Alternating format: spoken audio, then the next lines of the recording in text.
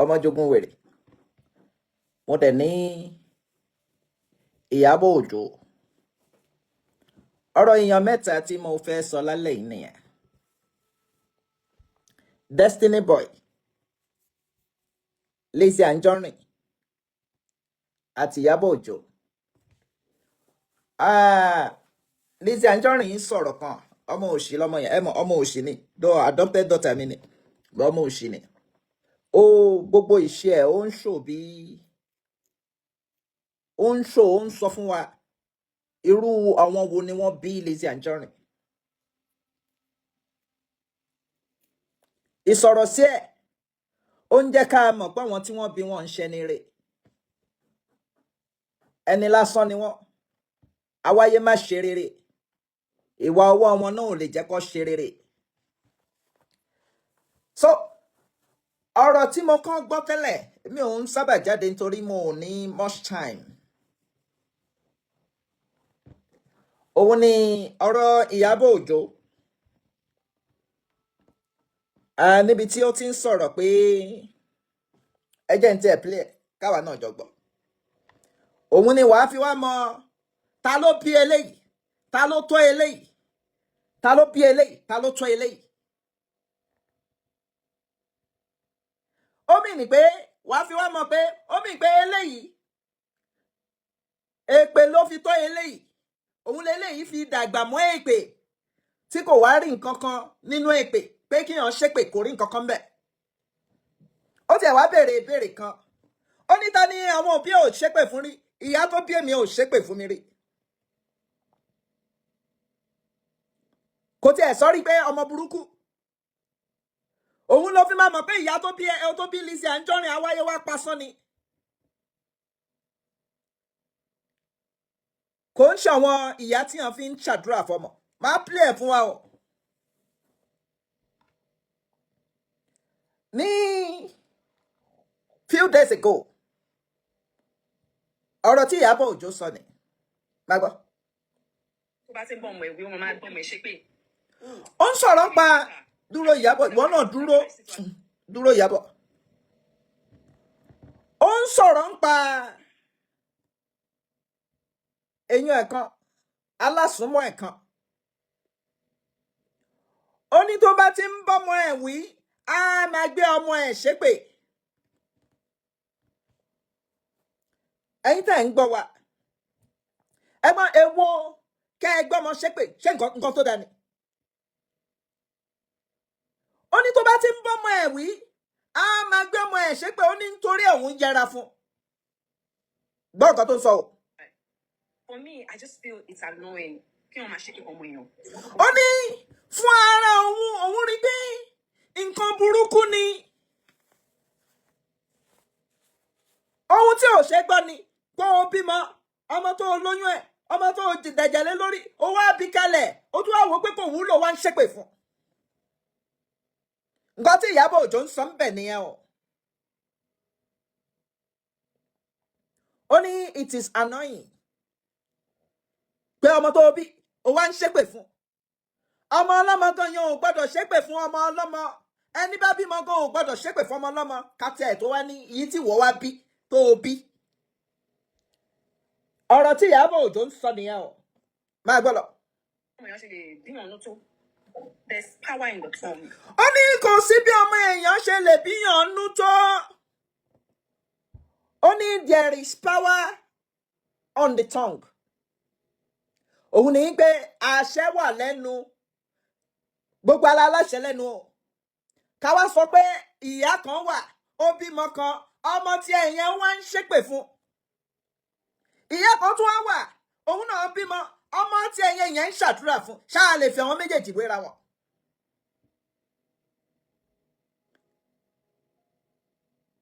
Ìyá kan wà, àdúrà tóun bá dé, tọ́mọ ẹ bá kí àmọ́mí ẹ káàárọ̀, káàárọ̀ ọkọ mi, wàá ṣoríire, oníṣẹ́rú ẹgbẹ́ kíní kan kíní. Ìyá kan wà, mọ́mí ẹ káàárọ̀, tí ń bá káàárọ̀ nǹkan lórí burúkú ọmọ, ó máa ṣòfò ni. Ṣáà lè fi ìyá méjì yẹn, ṣáà lè fi àwọn ọmọ yẹn in life in future, ṣé a lè fi wọ́n wéra wọn? A ní fi wéra wọn. Máa gbọ́ lọ o.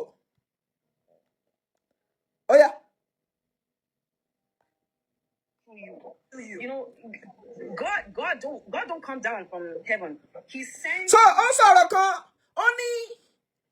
oni power àwọn yìí nǹkan tá a bá fi sọ especially tí abiyamọ bá fi sọ fọ́mọ ẹ̀ ó máa ń sábà ṣe ó máa ń come to pass. òun ló ń jẹ́ pé ó ní tẹ̀lé Lizzy káyé ẹ má bàjẹ́ òun ló ń sọ fún yín pé nǹkan tó nọ́mà ni kábíamọ ṣépè fọ́mọ ẹ̀ pé nǹkan tó nọ́mà ni torí ó máa nọ́mà lójú ẹ̀ torí nǹkan tí wọ́n fi tọ́ nìyẹn èpè torí ìyá tó bí kò bá nǹkan kan lọ́dọ̀ ọ̀yá ẹ̀ kò jogún nǹkan kan lọ́dọ̀ ọ̀yá ẹ̀ ju èpè lọ so tó bá wá ń wò pé abiyamọ òun ló fi ń sọ fún yín pé abiyamọ wo ló ṣépè fọ́mọ ẹ̀ rí tó bá ń ṣépè yẹn omi ìpọ́n máa ṣe nǹkan tó jogún lọ́wọ́ ọ̀yá ẹ̀ nìyẹn kò mọ yàtọ̀ nínú nǹkan tó dáa àti èyí tí kò dáa ṣé mọ̀ pé tí wọ́n bá wò pé ẹlòmíín wà tó bá ń ṣépè lẹ́gbẹ̀ẹ́ àwòká báwo lẹ ṣe ń ṣépè báyìí tọmọ ẹ kọ́ bá wà lẹ́gbẹ̀ẹ́ ṣé mọ̀ pọ́mọ yẹn náà máa gbégbé yẹn ń sọ pé ó ń kọ̀ǹdàmù ẹni tó ń ṣépè ṣùgbọ́n ẹni tí èpè ni wọ́n fi tọ́ èpè ló ń bọ́ tí ìyá ẹ máa ń ṣe kò gbọ́ àdúrà lẹ́nu ìyá ẹ̀ rí ó gbọ́ mi ṣọ́rọ̀ pé irú ẹni bẹ́ẹ̀ á wò pé èpè ò dání òun ni Lizzy fi ń sọ fún yín pé ṣe rí èpè abiyamọ náà ń ṣépè fọ́mọ òun mo kọ́ sọ fún ẹ pé ìyá tèmi ò ṣépè fún mi rí ìyá tiẹ̀ ń torí pé wèrè ni ìyá Lizzy Anjorin wèrè ni ó ṣe èpè ló fi ń bẹ́ẹ̀ lò ìyẹn ẹ̀kọ́ òun ní ìyá bọ̀ wọ́n ní bì ó ní there is power on the tongue ó ní nǹkan tó bá sọ pé àṣẹ wà lẹ́nu yìí tó bá ń sọ pé ọmọ mi wàá dẹ̀ ṣoríire wàá ṣoríire ó ti òun gbàdúrà fọmọ yẹn gan-an kò tí ì gbà káwá sọ pé èpè ló fẹ́ wá máa ṣẹ́ fún ọmọ tó ń ṣe ń gbàdúrà fún tó ṣe ń wò pálọ̀ tí ẹ gbàdúrà mi káwá ní irú ọmọ bẹ́ẹ̀ èpè ló wá wò pé tó o bá ṣépè fún kò ní mínì kò ní túmọ̀ kankan irú bí Lizzy ṣe sọ pé kò ní túmọ̀ yẹn nǹkan tó ń sọ ní pé èpè ni wọ́n fi tọ́ ti mọ irú àwọn tí wọ́n tọ́ ṣé bóun náà lẹ ń rí lórí social media bí kò gbé fáwá lọ́la á gbé jàgùnmẹ̀kan wá lọ́la á gbé ilẹ̀ ọ̀gẹ́rẹ́ wá lọ́la gbogbo nǹkan tí wọ́n fi ṣépè láyé ló ti gbé wá torí òun náà dẹ̀ sọ irú ìyá tó bí òun fún yín ó ní ìyá tó bí òun ní dán bàbá dán ni ó mú òun rìn irú rìn wo ló rìn ẹni tó wá mú ẹ rìn bẹ́ẹ̀ yẹn wá wo ìgbẹ̀yìn ẹ̀ báwo ni ìgbẹ̀yìn ẹ̀ ṣe rí ìyá tó bí Lizzy Anjorin báwo ni ìgbẹ̀yìn ẹ̀ ṣe rí èèyàn wá ní ẹ má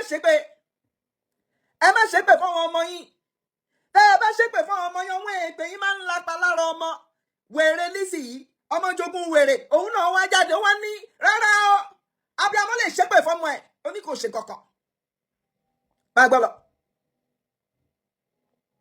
We are their guardian, their guiding angel, and whatever we intercede on them, it will come to pass.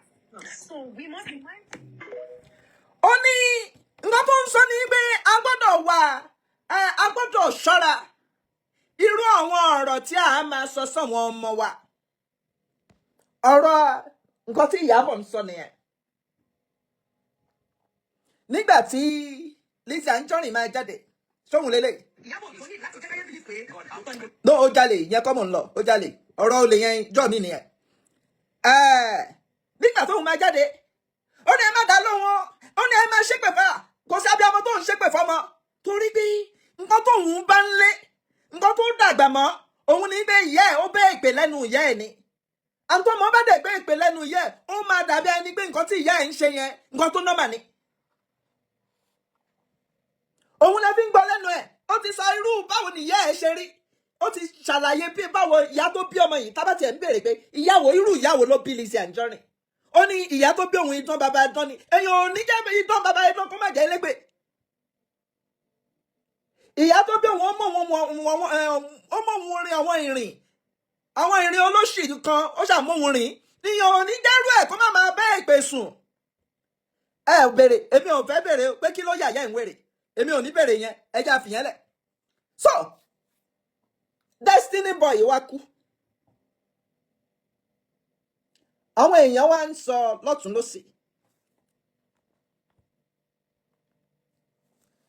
Wọ́n ń sọ lọ́tún lósì pé èpè tí ìyá ẹ̀ náà gbé ṣẹ́ òyìn náà ń pọ̀. Ìyá ẹ̀ gbé ṣépè. Èmi alákọ̀ọ́kọ́ èmi ò ń káàánú irú èèyàn bẹ́ẹ̀. Má bínú, kò ń ṣọ̀rọ̀ àdájú. Torí àwọn ọmọ tí especially àwọn ọmọ tí wọ́n ṣe ń bí bíá year 2000 réètì tí wọ́n fi ń wọ́ owó lágbára. Kò sí ọ̀nà tí wọ́n fi ní wọ́wọ́. Ẹ̀wọ̀n ń bà á, ẹ̀wọ̀n irú Destiny Boy náà. Ìyá ẹ̀ wá ní kò lo dúdú, funfun ló ń lò àti gbọ́. Ẹ̀wọ̀n Lizzy Anjorin yìí náà, káti ẹ̀ sọ pé wọ́n bí òun 2000. Kéèyàn kí ọmọ jáde kẹ́wọ́ irú ìyá tó bí òun náà. Kọ́mọ wá jáde, ọmọ wa ń tí níjà. Èèyàn kan wá rí ìyẹn ṣà ń fẹ́. Ó wá sọ fún ẹni yẹn pé jọ ṣó o ní bàbá kan tó lè ṣògùn owó. Òun fẹ́ ṣògùn owó. Ẹ gbọ́ mi. Torí tó bá yẹ pé àdúrà ni ìyá ẹ̀ ń ṣe, kò ní nídìí láti ṣògùn owó. Tá bá rántí story tí mo sọ níbi tí wọ́n ti sín gbẹ́rẹ́ sí ní abẹ́. Lizzy Anjorin wọ́n sín gbẹ́rẹ́ sí ní abẹ́. Confirm ni mo ń sọ fún yín. So Destiny yìí wá kú nìyẹn. Àwọn kan ní kíní kan ló pa, wọ́n pa ni. Ṣẹ́rí gbogbo nǹkan tẹ́ ẹ ní ó pa yẹn, gbogbo ẹ̀ ló pa. Tẹ́ bá ní èpè ló pa, èpè ló pa. Tẹ́ bá ní drug ló pa, drug wà lára ẹ̀. Tẹ́ bá lẹ̀ ní àwọn ẹbu tí wọ́n ń fún ni ó pa, gbogbo ẹ̀ náà ló pa. Ṣùgbọ́n èyí tó jù ní pé kí ìwọ wá ní òbí. Kò níyà. Kó wá máa ṣe irú èpè. Wọ́n ní ìyá yẹn òun ló bí. Ẹ máa gbọ́ wẹ̀rẹ̀ Lizzy ó ní òun ló bímọ ẹ̀ abiyamọ ni. Nítorí pé ìyá Lizzy Anjorin, ìyá tó bí Lizzy Anjorin gangan. Èpè lòun náà bá lẹ́nu yẹ ó dẹ̀rù pa abiyamọ ni. Pé bí normal thing ni pé kábíamọ máa ṣépè. Ó ti rí pé normal thing ni. Ẹ wá wo irú èpè tí ìyá yìí ń ṣe fún ọmọ ẹ̀. Bọ́bọ̀.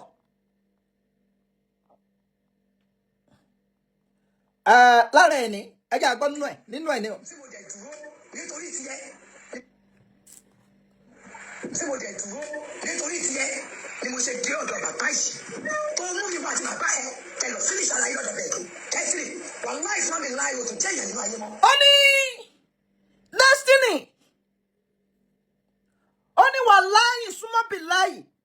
Ó ní kò tún jẹ́ èèyàn mọ́ nínú ayé. Lizzy Anjorin wọ́n ní ọ̀rọ̀ yóò nọ́mà. A ní gbogbo ẹ̀yin tẹ̀ ń tẹ̀lé ọmọ yẹn. A kò yín wọ. Ẹ máa ṣépè fọmọ yín. Nǹkan tó da ní iṣẹ́ ti bọ́. Máa gbọ́. Àkọ́kọ́ ni pé ó ń sọ̀rọ̀ tìtara ni o. Ó ní Destiny. Ó tún jẹ́ èèyàn mọ́ nínú ayé. Lẹ́ni ńkọ́. Ọmọ yẹn ò jẹ́ èèyàn mọ́. Ó ti dòkú lẹ́ni. Máa gbọ́ lọ. Ó ní ó tún wá ń sọ fún. Ó ní wọ́n ní ọmọ ò gbọ́dọ̀ gba èpè òbí. Máa gbọ́ gbogbo wa ní àmọ̀. Kódà ìyá Destiny níbi tó ya wèrèdè òun bá mọ̀ pé ọmọ ò gbọ́dọ̀ gba èpè òbí. Lizzy wá ń sọ pé nǹkan tó nọ́mà ni. Lizzy Anjorin ní nǹkan tó nọ́mà ni. Tẹ́ ẹ máa ṣépè pé abiyamọ lè ṣépè fọ́mọ ẹ̀. Abiyamọ wọn ló ń ṣépè fọ́mọ ẹ̀. Ó ní abiyamọ ò gbọ́dọ̀ gba èpè òbí. Torí ẹ̀ mo ṣe ní tó bá ní èpè ló pa ó wà lára nǹkan tó pa. Gbogbo ẹ̀ ṣiṣẹ́ fúnra wọn ni. Máa gbọ́ lọ o. Pẹ̀lú ògùn Ọlọ́run ṣe òtún jẹ́ ìyàwó ayé. Ó ní pẹ̀lú ògùn Ọlọ́run ìyá yẹn tún ṣe kíni. Ó ní pẹ̀lú ògùn ó ní ó máa ré òun tí ẹ̀ máa ré léyìí o. Ó ní pẹ̀lú ògùn Ọlọ́run kò tún jẹ́ èèyàn mọ́ láyé. Ṣé Destiny yìí jẹ́ èèyàn bá ṣe ń sọ̀rọ̀ yìí ṣé èèyàn ní báyìí? Ó ti dòkú. Máa gbọ́ o kò tí ì tán o máa gbọ́ lọ. Ó ní gbogbo ibi tí ó bá ti dé ni wọ́n ní ó ti ṣẹ̀yà tóbi. Pé àfi kó lọ wá dùnú ẹ̀. Máa gbọ́ o. Ó ní a máa lé ní ó ní kò ní bá. Lizzy ní èpè tó ń ṣẹ́ fún yẹn ó ní èpè tó nọ́mà ni. Ọmọ òṣì. Ó ní èpè tó nọ́mà ni ó ní ẹ lè ṣépè fáwọn ọmọ yín nǹkan tó ń tóun sọ nìyẹn ó ní kò ní mí nì Ìyábọ̀ ní irọ́ agbára wà nínú nǹkan tó o bá sọ sọmọ ẹ̀ ó yẹ máa sọ̀rọ̀. ó ní tí wọ́n bá ń pe ṣóò fún gbogbo ayé ní 1 million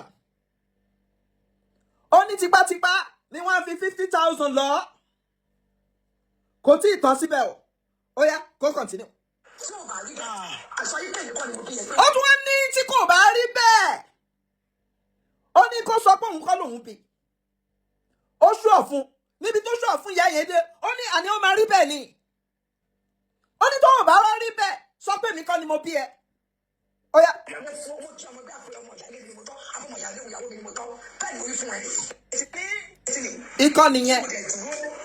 ikọ́ nìyẹn nínú èpè tí ìyá yẹn ṣe àwọn eléyìí tí mo tún wá kà fún yín ó kéré o ó kéré o èyí tó dáa jù ní pé má yẹ kó wọn òbí ẹ ṣépè fún ẹ ṣárí Lizzy tó ní àwọn nọ́mà yẹn ti yá wéré kò mọ yàtọ̀ nínú nǹkan tó nọ́mà àti nǹkan tó nọ́mà ṣárí Lizzy lọ́kùn ẹ̀ nígbà tó lọ jalè ní Dùmọ̀tà kò mọ pé abnormal ni òun ló tún ṣe yẹn ágíù òun ò mọ nǹkan tó nọ́mà mọ́ láyé ẹ̀ bó ṣe wà yẹn tí àwọn bá ṣépè òun sọ pé nọ́mà ni èèyàn tó lọ jalè ní Dùmọ̀tà tó tún ní kàn pé òun ò jalè ọlọ́pàá wọ́n tún fẹ̀ díẹ̀ síta pé ó jalè ni ìyẹn ìkan nìyẹn nínú èpè tí ìyá yẹn ṣe o bóhùn yín ẹ máa ṣépè fún àwọn ọmọ yín kẹ ẹ máa tẹ̀lé wèrè ẹ rí pọ̀rọ̀ wèrè ni kéèyàn ní abiyamọ wo ló ń ṣépè a ní ìyá tèmi ò ṣépè fún mi rí máa gbọ́ lọ já tún lọ síbòmí nínú ọ̀rọ̀ tí ìyá ẹ̀ èpè tí ìyá ẹ̀ ń ṣe. mò ń bọ̀ o ó yá lára èpè tí ìyá ẹ̀ ń ṣe ni. tó bá jẹ́ pé bí wọ́n ṣe fọ̀bẹ tí ìyá wọn lọ́rùn tó fẹ́ pa ìyá wọn nìkan ló kù ló lè mú jẹ lórí èpè. ó ní tó bá yẹ pé àwọn yìí tó kù tó bá jẹ́ pé àwọn olórin yòókù ká ní bí wọ́n ṣe ń ṣe báyìí fún ìyá wọn ló lè mú jẹ kò tí ì tán síbẹ̀ o ó yá túbọ̀ máa gbọ́ lọ.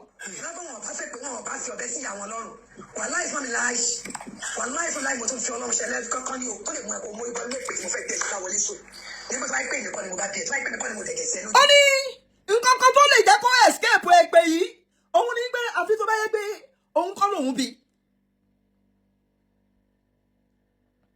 ṣùgbọ́n tó bá yẹ pé òun lòun bí o òun lòun jẹ ẹ̀jẹ̀ yìí sí lórí ó ní èpè yìí máa mú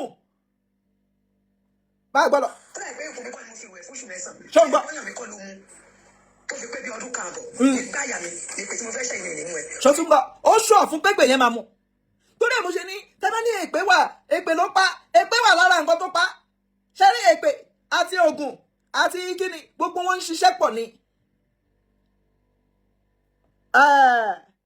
nínú ọ̀rọ̀ kan mo ṣì máa play yẹn náà bọ́ ẹja gbélé ìtàn ẹja gbọ́ ọ̀rọ̀ eléyìí tán ká wá lọ gbọ́ ọ̀rọ̀ mi tí wèrè Lizzy Anjorin sọ ẹ máa gbọ́. pé òògùn náà bòmí ló ti jáde mo fa ìfẹ́ mo fa tọ̀hún dání ọlọ́run ní kó jẹ́ ìpè táyé ló já mọ́ mi lọ́wọ́. ó tún ní nígbà tóun fẹ́ bí ó ní inú abẹ́ òun nìyí ló ti jáde o ó ní ijó tóun fẹ́ bí òun fa tayé òun fa tọ̀run bọ́tayé ló já mọ́ òun lọ́wọ́ nǹkan tó ń try láti sọ ni pé nígbà tí èèyàn bá fẹ́ bímọ ẹsẹ̀ kan ayé ẹsẹ̀ kan ọ̀run ó tún fi yẹn náà pé tó bá jẹ́ pé bó ṣe ń rí nìyẹn máa gbọ́ o. Destiny tí mo dẹ̀ dúró nítorí tiẹ̀ ni mo ṣe dé ọ̀dọ̀ bàbá yìí tó mú mi wá àti bàbá ẹ lọ finish ara yìí lọ́dọ̀ bẹ́ẹ̀ tó. ok àti gbé ilé ìtẹ́lẹ̀ so basically nǹkan tí mò ń sọ àwọn èpè yẹn pọ̀ ó pọ̀ gan mélòó la fẹ́ play nù ẹ̀ òun mo fi sọ pé gbogbo nǹkan tẹ́ ẹ ní ó pa náà ló pa tẹ́ bá ní ẹbu ló pa ẹbu wà lára ẹ̀ nígbà míì wà tẹ́pẹ́ bá ń jàyàn wọ́n á máa lo ẹbu fún yàn gan kò ní ṣiṣẹ́ èpè ìyá ẹ̀ ni èpè tó lágbára ni ìyá yẹn dẹ̀ tún sọ́ńbì kan pé kọ́ gbé ẹ lọ kó lọ bá wọn aláàfáà kó lọ bá wọn á sọ fún ẹ pé tó o bá rí dùnú ìyá ẹ ò ní gbádùn ìkànnì yẹn so ṣọlá pé wàá sọ̀rọ̀ ṣé mọ̀ pé ìyẹn náà ọ̀rọ̀ wèrè ló máa ń sọ ṣùgbọ́n nínú ọ̀rọ̀ wèrè tí ó ń sọ àwọn kan tún máa ń gbàgbọ́ kódà àwọn kan tún máa tún fi ṣe pé wèrè mẹ́sàn kan ó ti ní àwọn lè ṣépè pé èpè ò ní mínì èpè ní mínì ó gbọ́ especially ilé tí wọ́n bá ti ń ṣe èpè máa ń jà wọ́n ń bẹ̀ ni ìwọ wo Lizzy Anjorin ó ti mú ọ̀gẹ́rẹ́ wá inú ilé ẹ̀yẹn náà ló ti mú ọ̀gẹ́rẹ́ wá nígbà tọ́nà ń máa dójú tì í ó lọ sí ọjà ó lọ ṣe fake transfer ṣé èpè ọjà èpè jà ó wá ń sọ̀rọ̀ kan èmi ò mọ àwọn ẹgbẹ́ tó ń bá wí lórí social media yìí o gbọ́ nǹkan tó sọ. The Lord has been so. No.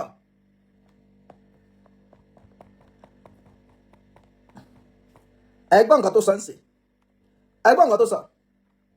jẹta yìí ṣé ti yẹn pẹ̀lú voice mama Destiny tẹgbẹ́ síta yìí ní jẹ́ tán lórí ó ní voice mama Destiny ó ní ọ̀rọ̀ tóun sọ nípa ọ̀rọ̀ Ìyábọ̀ Ìjẹta àti voice mama Destiny tẹgbẹ́ síta ẹni dúró náà orí ẹ̀ ò pé ní Ṣọlá pé orí ẹ̀ ò pé àwọn wo ni ẹgbẹ́ ẹ̀ tó ní jẹ́ tán lórí cyberspace yìí ìgbà wo ló dé cyberspace tó ti ẹ̀ fẹ́ máa pàṣẹ fún àwọn èèyàn gan sórí ẹ̀ ò pé ni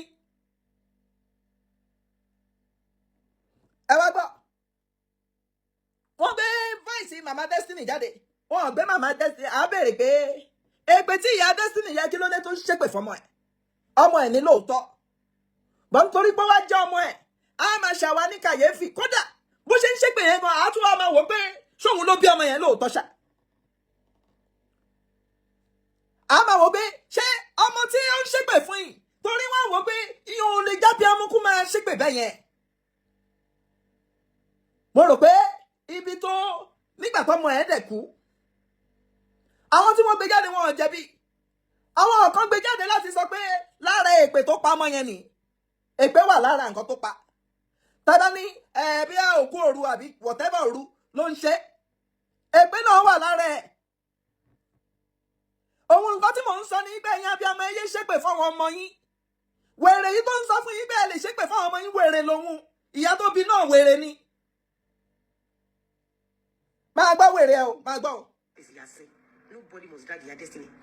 orí ẹ ò pé Lizzy ìyá tiẹ̀ gan ó rí ìyá tiẹ̀ gan gbèjà ìyá Destiny ló wá fẹ́ gbèjà ìyá tiẹ̀ tó kú sílé alámọ̀ tó jẹjà kú ó rí gbèjà ìyá àti Destiny ló fẹ́ gbèjà so ọ̀rọ̀ tí ìyá Destiny ń sọ yìí ṣọ̀rọ̀ tó mọ́pọlọ wá ni èpè tó ń gbé ọmọ ẹ̀ṣẹ̀ èmi ò mọ nǹkan tí ó ṣe fún ọmọ ẹ̀ àbí tọ́mọ ẹ̀ ń ṣe fún ṣùgbọ́n èyí tó dáa jù ní pé gbogbo àwọn mò ń sọ ẹjẹ́ a máa gbìyànjú ẹjẹ́ a máa ṣẹ̀ wọ́n tó bí wa yẹn máa ṣẹ̀ wọ́n. òbí mi wà tó jẹ́ pé a kò máa sunkún pé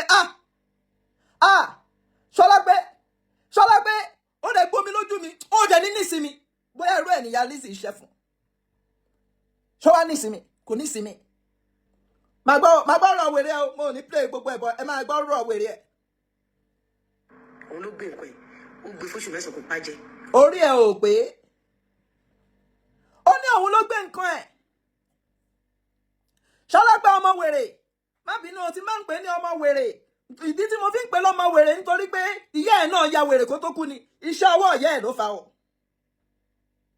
gbọ́ nǹkan tí ọmọ wèrè sọ ó ní òun ló bí nǹkan ẹ̀ kò pàjẹ́ kó tó kú èyí tó wá ṣe fún yìí náà òun náà ló pa á ó mì pé fọdífàdà pé òun ló bí nǹkan ẹ̀ ó lè ṣe bó bá ṣe wù orí ẹ̀ kò pé àwa dẹ̀ ń sọ èyí tí àwa fi ń sọ ní pé àwa fi ń kọ́ra wa lẹ́kọ̀ọ́ ni ìwọ tó o bá níyà tó o bá ní bàbá máa gbàdúrà kí wọ́n ṣépè fún ẹ ọmọ mi wà lẹ́ni tó yẹ pé èpè tí ìyá ẹ̀ wọ́n ti ṣépè fún ọmọ yẹn ti bá tiwọn lọ wọ́n ti kú èpè yẹn ò kúrò lórí ẹ̀dẹ̀ ní ọmọ ọ̀dẹ̀ yìí ìyẹn Lizzy Anjorin ó ní òun ló bì kò pàjẹ́ láti jọ́ yìí ó ṣàti pàjẹ́ ń sìn anyway à ń gbọ́. kò pàjẹ́ èyí tí ìyẹ́ ò bá ṣépè fún rí ọ tó ò ṣépè fún ọmọ rí ọtẹ́ bí ò ṣépè fún ẹni tó gbé lọ́dọ̀ tí ò ṣépè fún rí jáde síta. orí ẹ ò pé èmi lèmi ń jáde síta yìí ọ̀dọ̀ ìyá mi ni mo gbé kò ṣépè fún mi rí. ó mì pé ẹni tó ń sọ pé ìyá ò ṣépè fún ẹrí kíní kan ò ṣépè fún ẹrí, ó mì pé èpè ló bá lọ́dọ̀ wọn tó bí ìyá tó bí, èpè ló bá lọ́dọ̀ wọn. ó dẹ̀ ti rí pé normal thing ni. tí àwọn bá tọ́mọ bá èpè lọ́wọ́ àwọn tó bí, ó máa rò pé ó normal ni. òun lòun wọn fi mọ yàtọ̀ tó fi ní ìwọ tó bá yẹ pé wọn ṣépè fún pé kò ní, ó ń sọ fún wa pé kò ní mí nì. òun lè fi máa rí tó bá gbé ìwọ wálé ní agbélé ọ̀gẹ́rẹ́ wá lọ́la, èpè náà ló wá fi ṣe o. agbé àdàbí oníná wá, agbé àdàbí elépo wá, agbé àdàbí oríṣiríṣi àdàbí, gbogbo àdàbí ọlọ́run dẹ̀ ń fi ìyà jẹ nínú, ọlọ́run ò fún sinmi, ó tún jalè ń Dùmọ̀tà. imagine kéèyàn ní ìwọ tó bá yẹ pé, báwo ni èèyàn ṣe máa ní ìwọ tó bá yẹ pé wọn ò ṣépè fún ẹrí, ìyá ò ṣépè fún ẹrí, irú ìyàwó ló ń ṣépè fọmọ ẹ̀ gan. iye irú àwọn ìyá òṣìwò ló ń ṣépè fọmọ wọn. ẹ má bínú, ọmọ mi lè provoke ìyá o, but kò wọ́ọ̀ tí ká ẹ máa ṣépè fọmọ. àbí ká sọ pé irú ọmọ wo gan náà ló tún tó ń provoke ìyá ẹ̀. kẹ́hìn wá rí èpè pé especially èpè abiyamọ kó wá ní kò ní mínì àbí kò ní ìtumọ̀. ẹ wọ orú ẹni tó bá ń sọ bẹ́ẹ̀ dáadáa, bí wọ́n ṣe tó èpè ni wọ́n fi tọ̀. à ń gbọ́. use that boy. ẹ ti waste ẹ náà. ta ló waste ẹ? ṣé àjọ ń jẹ ni àjọ ń mu ni àbórí ẹ ò pé ni Lizzy Anjorin sórí ẹ ò pé ni? àwọn wo ló waste ẹ? ṣé àwọn ń bẹ̀ nígbà tí wọ́n ń ṣépè fúnra wọn ni? àwọn ń bẹ̀ nígbà tó ń mu drug, ó mu drug, tẹ́ bá ní kò mu drug, ó mu drug, ẹ ṣáà rí láfíńgàsì lọ́wọ́ ẹ̀. púpọ̀ nínú àwọn ọmọ tí wọ́n náà wọ́n ń kọrin yẹn wọ́n ń lo drug. púpọ̀ nínú àwọn ọmọ teenagers 20 something wọ́n ń lo drug. ó dàbí ìgbà bá ní Mohbad lo drug, Mohbad gan lo drug, the same thing. ṣé mo pé ìyá Mohbad náà sọ nípa ọ̀rọ̀ Mohbad? ó ní bàbá ẹ̀ èpè ní bàbá ẹ̀ máa fi ń ba ṣeré kọ́ pé bàbá ẹ̀ máa ń gbé ṣépè gan ni. a sọ pé ẹni tó ń ṣépè fún ó ń kú, ẹni tí wọn ò ṣépè fún ọwọ́ náà ń kú. mọ nǹkan tá à ń sọ ni pé ẹjẹ́ a máa fi ìbàjẹ́ ṣayọ̀. èpè ń ṣe nǹkan tó dáa. ìyá Mohbad náà sọ ní bàbá Mohbad náà èpè ló máa ń wọn èpè fún Mohbad náà ni. àní Ṣọlá pé ti ya wèrè, Lizzy ti ya wèrè. à ń gbọ́, ọ̀yà ń gbọ́. píṣọ̀ tẹ̀lé fún wa sí ni pé torí voice màmá yẹn gọ̀gọ̀gọ̀gọ̀ lè ṣe pa ẹ̀ tó wá pa. orí ẹ̀ ò pé píṣọ̀ tí wọ́n ń fún wọn kọ́ nìyẹn. nǹkan tá à ń sọ ni pé èpè tí ọmọ yẹn gbà lẹ́nu ìyá ẹ̀ náà ó ti pọ̀ jù. àwọn ọmọ nǹkan tí wọ́n jọ ṣe láàrin ìran wọn.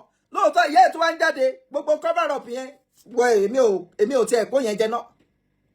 torí gbogbo interview tí ìyá ẹ̀ tó wá ń grant yẹn bẹ́ẹ̀ mi ṣe rí bàbá aláwo tí wọ́n ní ó kú sọ́dọ̀ ẹ̀ ni wọ́n ń try láti cover. babaláwo tí ọmọ yẹn ọmọ yẹn ọ̀dọ̀ babaláwo ló kú sí, òun ni wọ́n ń try ní àti cover, òun ni interview tóun wá ṣe yẹn. tábàtì ẹ̀ wá sọ pé ok ìyá ti ríbi tí ìyá ẹ̀ ti ṣàdúrà fún, ó ṣe jẹ́ ìyá ẹ̀ ó ń ṣépè fún àríbì kan tó ti ṣàdúrà fún.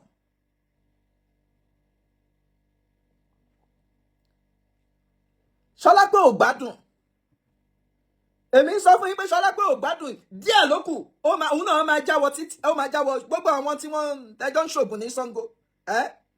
gbogbo yín náà kò sígbà tẹ́ ẹ̀ ní ẹ máa forí járíkù ní ogun oṣù tẹ́ ń ṣe káàkiri yẹn. èèyàn ọmọ kéékèèké Lizzy Anjorin náà gbà tóun náà fẹ́ ṣògùn owó, tó náà òun fẹ́ ṣògùn owó. teenager ló wà, 19 ló wà. kí ọmọ 19 wá lọ gbé abẹ́ fún babaláwo. ẹ wá ní ó ń ṣe bí wèrè sí, kò ṣe ní ṣe bí wèrè. gbogbo àwọn kìíní ló ní repercussion. nígbà tóun máa sọ ó ní rárá o wọ́n kidnap òun lọ irọ́, ẹni tí wọ́n jọ lọ́lé babaláwo ló wá sọ pé irọ́ òun lòun mú lọ babaláwo lòun fẹ́ ṣògùn owó. ẹ wá máa sáré ju kádàrá lọ. táwọn èèyàn bá rí yín iṣẹ́ àwọn kan tún máa pìtì yín, wọn ò kò yẹ kó dẹ̀ pìtì yín torí gbogbo àwọn oògùn òṣì tẹ́ ń ṣe kiri repercussion ẹ̀ ló ń dé bá yín.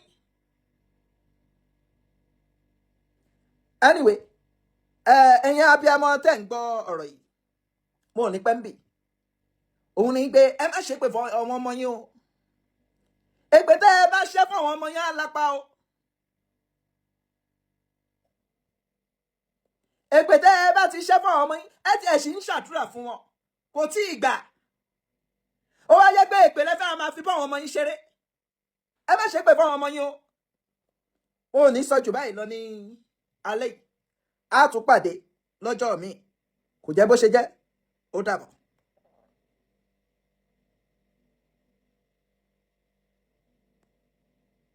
Wèrè kan ti débi yìí ó ní kò sí abiyamọ tó ń ṣépè ìyá tèmi ò ṣépè fún mi rí o èmi ò mọrú ìyá tẹ̀yìn ni o ìyá yín ni kẹ́ ẹ lọ wò dáadáa pé wèrè nìyá yín bí ìyá Lizzy lọ ṣe rí wèrè kí lẹ̀ ń ṣépè fún àwọn ọmọ fún ọmọ mi ò tẹ kò ní ṣe nǹkan tó tó èpè gan mọ nítorí pé èpè ti wà nínú system ẹlòmíì ọmọ òṣì tọmọ yẹn bá yá jẹ ọmọ òṣì lọ́la ọmọ ẹ ò ní lárí ó ṣe máa ní lárí. ọmọ yín mú gbókiri bó ṣe ní wà available gbogbo èyí tẹ fẹ́ ra díjà. ó ń ṣe wọ́nrọ̀wọ́nrọ̀ kiri ó máa ṣe wọ́nrọ̀wọ́nrọ̀ èpè tó mọ yẹn tó ń gbà nígbà tó ń dàgbà gbọ̀ngàn ìṣe náà fún kó ṣe wọ́nrọ̀wọ́nrọ̀ káyẹ̀ má ní ojútùú. gbogbo ìṣe awo gbà àwò òwò ni díjà ẹ̀yin tẹ ní ìdògùn diabetes. orun rẹ láwùsùn ó dàrọ.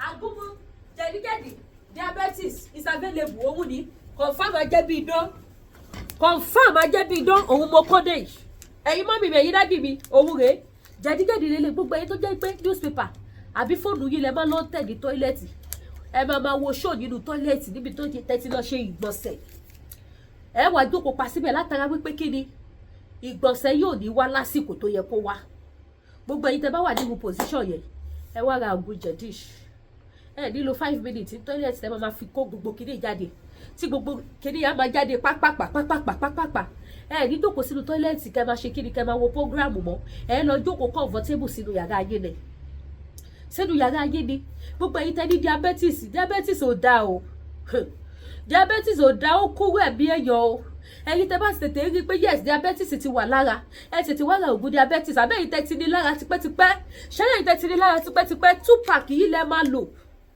ti gẹ̀dí lélẹ̀ ti diabetes lélẹ̀ 2 pack ṣe rí pé kò jọra wọn ti gẹ̀dí dúdú òun ṣe kí ni ó brown 2 pack báyìí lẹ máa lò tó bá ti pẹ́ lára yín pọ̀ tó bá yẹ pé ẹ̀ṣẹ̀ bẹ̀rẹ̀ ni just 1 pack is enough bó ṣe jẹ́ nìyẹn ẹ̀ tún ṣe kí ni ẹ̀ tún gbúrò ẹ̀ bọ̀ gbogbo ẹ̀yin tẹ́ fẹ́ràn àwọn fìlà ẹ wo fìlà tí mo lò pẹ̀lú aṣọ yìí ẹ rí pé fine ṣe rí fìlà yìí gbogbo kọ́nà aṣọ tẹ́ bá wọ̀ báyìí ó máa mú ṣáà ni kò ṣẹlẹ̀ ṣẹ́dẹ̀ wá rí fìlà eléyìí o this particular one ẹyọ oró kan ló ṣẹ́kù this particular one ẹyọ oró kan ló kù but mo ní àwọn another design with different type of bead mo láwọn ní stone one fìlà wà lóríṣiríṣi tẹ́ lè lò lọ sóde tẹ́ lè lò lásìkò tútù yìí ẹ lè lò lọ bíṣẹ́ ẹ lè lò lọ sọ́fíìsì ẹ lè lò lọ store ẹ lè lò lọ pátí ó lọ pátí bó ṣe wà yìí sí tẹ́ bá ra aró dédé tẹ́ kàn dúdú tẹ́ lo makeup yín tójú yín ṣe kíni tó gún régé tẹ́ lo jewelries yín tó mú yes tẹ́ lo bàtà àti bag tó da sọ́wọ́ sẹ́sẹ̀ tẹ́ fi aṣọ tó wà pa sí ẹ gbé fìlà yìí sí pátí yá nìyẹn wọ́n screenshot ẹ̀ lára yín ẹ gbọ́ pram wọ́n fẹ́ wá rú ẹ̀ lọ ni wọ́n fẹ́ lọ ra rú ẹ̀ kì í ṣe pé wọ́n fẹ́ fi ṣe yín níkà bó ṣe jẹ́ nìyẹn ẹ̀yin tẹ́ bá dẹ̀ fẹ́ ra aṣọ náà aṣọ is available yes àwọn aṣọ is still here ẹ̀yin tẹ́ bá mọ̀ bí búbù mi wọ̀nyí ṣe máa ń pọ̀ tó ṣẹ́rí pò ti fẹ́ tán actually mo ṣe láwọn míì tí máa tún kó jáde but mi fẹ́ kí program igun jẹ́ wọ́n yẹn mí nìtẹ̀ mo tún láwọn another design nínú ilé tí máa tún kó síta maybe our next show ẹ mọ̀ pé tí bá ti fẹ́ kó àwọn búbù wá on live on program ni máa ti kó wá tí máa ti display rẹ̀ fún yín tí máa hang ẹ̀ so wà gbogbo ẹ̀yin tẹ́ bá need àwọn búbù yẹn tó fine ṣẹ́rí ẹ raṣọ yín sílẹ̀ lásìkò tútù sí tó tútù bá lọ aṣọ máa wọ́n o native máa wọ́n o ó máa wọ́n o èmi náà máa ganu sí o but nísìn báyìí sí ọ̀pọ̀ ló bá dé that is why tó fi jẹ́ pé gbogbo ẹ lọ fi kò sí etí ní lọ́wọ́ táì ní aṣọ lọ́dọ̀ Lady K aṣọ gidi dẹ̀ làwọn aṣọ mi mo dẹ̀ fàsìkò ìdúpẹ́ lọ́wọ́ gbogbo ẹ̀yin tẹ́tí patronize mi more than 5 times tẹ̀ aṣọ lọ́wọ́ mi mo ní ọjà kan níbẹ̀ yẹn aṣọ 8 ni wọ́n tún rà síbẹ̀. Màmá mi ẹ̀ ní mọ ibojì ọmọ. Ayé ò ní kí yín ní kí ìbànújẹ́ ní fàìsàn lọ́jọ́ ọjọ́ ogbó yín. Tí màmá mi bá fẹ́ ra aṣọ ó kéré jù wọ́n ra mẹ́jọ lẹ́ẹ̀kan náà. And this is the third time. Ó kéré jù mẹ́jọ ní lẹ́ẹ̀kan náà. Òun mo ti páàkì síbẹ̀ yẹn tí màá lọ bá wọn send. Because I sell fine fabrics. All my fabrics are very lovely. They are very lovely. Try and see. Tẹ́ bá fẹ́ àwọn àǹkárá ńláńlá, I have them. Tẹ́ bá fẹ́ àwọn àǹkárá kékeré, I have it. Àǹkárá tí mo ní ní store mi, I have 3 level. Àǹkárá tí mo ní ní bíbáyìí, 3 level. Grade by grade. Bó ṣe wá jẹ́ grade by grade yẹn kò sí tẹ́ wọ́n bẹ́ẹ̀ tẹ́ lọ sóde. Ẹni tẹ́ bá sọ fún ní pọ́wọ́ pọ́kú, that is why tí mi ṣe kí n sọ iye tí mo taṣọ online. Because ọ̀rẹ́ méjì lè máa wò mí from different ilé. Kí wá sọ pé ẹ wá ṣe lè $10 ni. Kọ́rẹ́ kan wà rà lọ́wọ́ mi, kó wà wọ́n lọ fi kí ọ̀rẹ́ kejì kọ́ pa aṣọ $10 tí mo rí lọ́dọ̀ Lady K. Ẹ wá gara tán sí báyìí. No, that is why mi ò surprise aṣọ mo kàn sọ̀rọ̀ níbi ìláṣọ $10 mo kàn fi ẹ̀ṣẹ̀ example ni. So, but mo jẹ́ kó yẹ yín pé àwọn aṣọ mi ò wọ̀. Ẹ̀yin dádì, ẹ̀yin dẹ̀ wá ra aṣọ titi yín. Ẹ wá rà. Ọjà mi ò wọ̀. Ẹ̀yin tẹ́ bá fẹ́ ra àwọn jewelry, ẹ pè mí. Ẹ fẹ́ ra àwọn earring, mo láwọn earring lóríṣiríṣi. Mi ò rí bí display ni wọ́n sí ni. Àwọn earring kan wà tí mo sì kó jọ síbẹ̀ yàtọ̀ sáwọn tí mo ti display. Àwọn kan wà nínú ilé tó yẹ pé mo kàn ṣáà pack ẹ̀ sínú box síbẹ̀ ni. So ẹ wá ra jewelries lọ́dọ̀ Lady K. Gbogbo àwọn tó dẹ̀ ra jewelries lọ́wọ́ mi, wọ́n mọ̀ pé confirm ni kì í ṣe sáré lóko sọ́ọ̀nù ó ti dúdú àbóbó bí ibà wọn tarú ẹ̀. Same thing aṣọ. So bó ṣe jẹ́ nìyẹn ojú òní tiwa. Ẹ̀yin tẹ́ bá fẹ́ ra àwọn kan tẹ́lẹ̀ fi ṣe African food gbogbo lówó ló wà ní ọ̀dọ̀ Lady K Ìfẹ́ Olúwa show. So ẹ máa bọ̀ wá sí store mi. Ẹ̀yin tẹ́ bá fẹ́ wá ẹ máa bọ̀ wá. Ẹ̀yin tẹ́ bá fẹ́ wá ẹ pè mí lórí aago. Màá bá yín send ẹ̀ sí anywhere tí ẹ bá wà. So ní rí jù bẹ́ẹ̀ lọ ní orí ètò. Ẹ bá mi share, ẹ subscribe sí YouTube Lady K African Store. Ẹ ṣé o.